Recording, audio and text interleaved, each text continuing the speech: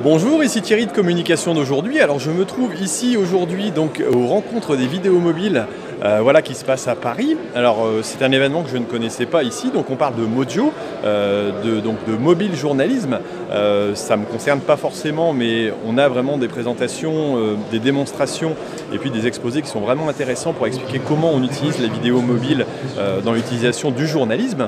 Alors on atteint aussi les chaînes de télévision qui s'y intéressent, donc c'est vrai que c'est un avènement de la vidéo mobile qui existe déjà depuis quelques temps, vu que c'est pas la première fois je pense que c'est la deuxième édition qui se passe. Alors j'ai pu voir un petit peu de matériel, alors que ce soit au niveau des supports, donc on peut avoir par exemple les shoulder pods qui sont des choses intéressantes qui vont vous permettre donc de stabiliser votre matériel.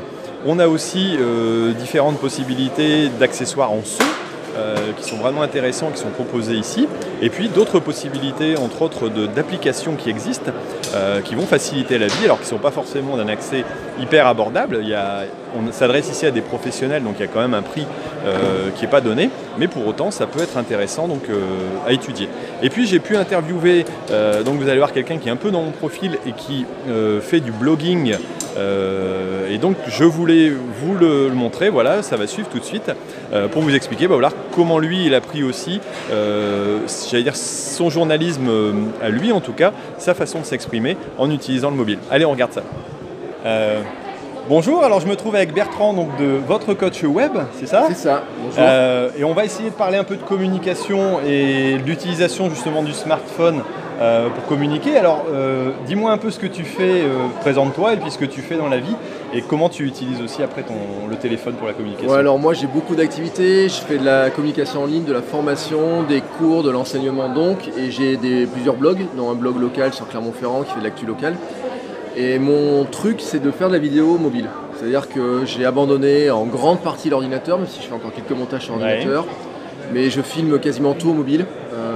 J'ai plus de réflexes, j'ai mon hybride, mais je fais très peu de vidéos. Ma GoPro qui marche de moins en moins souvent. Un petit peu ma caméra 360, mais toujours branchée sur l'iPhone dans tous les cas. Et donc je tourne et je monte et je diffuse directement vidéo, mais aussi podcast directement depuis le smartphone. Alors pourquoi ? Parce que sinon j'aurais pas le temps. D'accord. Voilà. Le but du jeu c'est d'essayer d'aller arriver le plus vite possible. De ce que je présentais aujourd'hui, c'est de dire que je fais une qualité minimum mais qui me permet de diffuser mon message au maximum de personnes le plus rapidement possible sans que ça me prenne trop de temps. Et en fait, le fait de passer d'un support à l'autre, de l'appareil photo à l'ordinateur, puis l'ordinateur publié, c'est que ça prendrait du temps en traitement dans toutes les étapes. Et là, en fait, j'ai le même outil qui me permet de faire toutes les étapes en 2 applications, 3 applications. Un peu plus quand vraiment j'ai envie de mettre un peu de qualité en plus. Mais je gagne un temps incroyable. Ouais. C'est ce qui m'a marqué quand tu as fait ton intervention tout à l'heure. Tu es exactement dans la même idée que moi. Je pense que tu as testé pas mal de choses aussi avant. Et tu dis, c'est le temps qui est le plus compliqué à gérer. Et c'est vrai que maintenant l'évolution des technologies nous a permis de voir que sur un téléphone on sait faire énormément de choses. Tu m'expliquais tout à l'heure comment tu tournes donc dans la journée, tu es capable de monter tes films dans le bus, c'est ça, ouais. Dans le train? C'est-à-dire que je donne l'exemple, lundi il neigeait à Clermont, je donnais des cours à mes étudiants. J'avais 10 minutes pour aller filmer, donc j'avais filmé une petite vidéo dans le parc d'à côté. J'ai fait, on va dire, 10-15 plans, DJI pour les stabiliser un petit peu. J'ai filmé les canards, les cygnes, la neige qui tombe, les gens qui marchaient. J'ai suivi une jeune fille en train de marcher sur un... C'était magnifique, comme vue avec la neige autour, etc. Donc ça faisait très poétique. Et derrière, ensuite, j'étais ça avec mon smartphone. J'ai monté ça dans LumaFusion à la pause, entre 2 cours. Et puis en rentrant à la maison, j'ai remis la musique, j'ai vérifié le calage et j'ai publié sur YouTube. Donc ça m'a pris une demi-heure au total entre filmer, monter, publier. Et tout ça en mettant mes fesses sur le canapé 5 minutes. Ouais. C'est le moment de relire et de publier. Et puis voilà, j'ai appuyé sur le bouton publier, j'étais à la maison juste parce que j'ai la fibre. Mais sinon, par exemple, j'ai publié mon podcast tout à l'heure, ce matin, tôt dans la nuit, en 4G. Il fait 1 heure en vidéo sur YouTube, en audio sur iTunes et compagnie, et entièrement depuis l'iPhone, enregistré, tourné, monté, etc. Comme ça. D'accord. Sur quoi on te retrouve, au niveau des chaînes? Qu'est-ce que tu choisis comme média pour diffuser essentiellement? Alors moi je suis un peu partout. Je suis de moins en moins souvent sur Facebook en diffusion. mais de plus en plus souvent sur... alors beaucoup Twitter quand même. Ouais. Moi, le centre vraiment de tous mes contenus, c'est mon blog. C'est-à-dire que pour chaque contenu, j'ai un blog, je travaille sur mon blog, je suis vraiment à fond sur mes blogs. Pour moi, c'est le contenu qui m'appartient. Bien sûr, pour l'hébergement de fichiers vidéo, c'est YouTube. L'hébergement d'audio, c'est Spreaker, qui me permet d'héberger mes podcasts. Parce que j'ai 200 podcasts qui sont hébergés.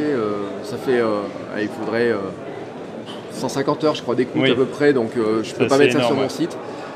Et en fait, c'est vraiment des hébergeurs qui sont spécialisés dans le domaine. Donc moi, je les diffuse vraiment dans le domaine. Je diffuse ça le plus rapidement possible, le plus loin possible. Mais le centre, c'est mon blog. D'accord.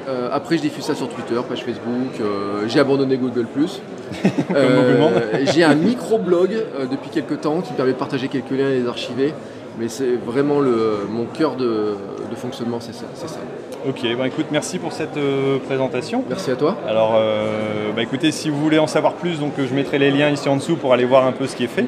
Et c'est vrai que c'est vraiment intéressant de pouvoir discuter avec des gens qui ne sont pas du tout de mon milieu à l'origine, mais qui ont les mêmes problématiques, les mêmes envies. Et c'est vrai que les rencontres de la vidéo mobile, là-dessus, c'était intéressant de pouvoir voir d'autres façons de faire. Et merci beaucoup pour cette présentation, et puis à une prochaine fois peut-être. À une prochaine. Merci. Voilà, alors on arrive à la fin de cet épisode. Alors j'espère que vous avez pu voir un peu la richesse, j'allais dire, de ce qu'on pouvait découvrir aussi à des conférences comme celle-ci. Alors moi personnellement, j'y ai tiré pas mal d'enseignements que je pourrais vous transmettre aussi par la suite. J'ai des petites idées déjà de vidéos qui arrivent. Donc n'hésitez pas à mettre un petit like et à partager, mais aussi à vous abonner à la chaîne, voilà, pour pouvoir recevoir un peu toutes ces informations sur la communication, pour vous aider vous aussi à communiquer sur les réseaux sociaux. Bon, écoutez, je vous laisse, je vous dis à bientôt sur Communication d'aujourd'hui. Allez, salut!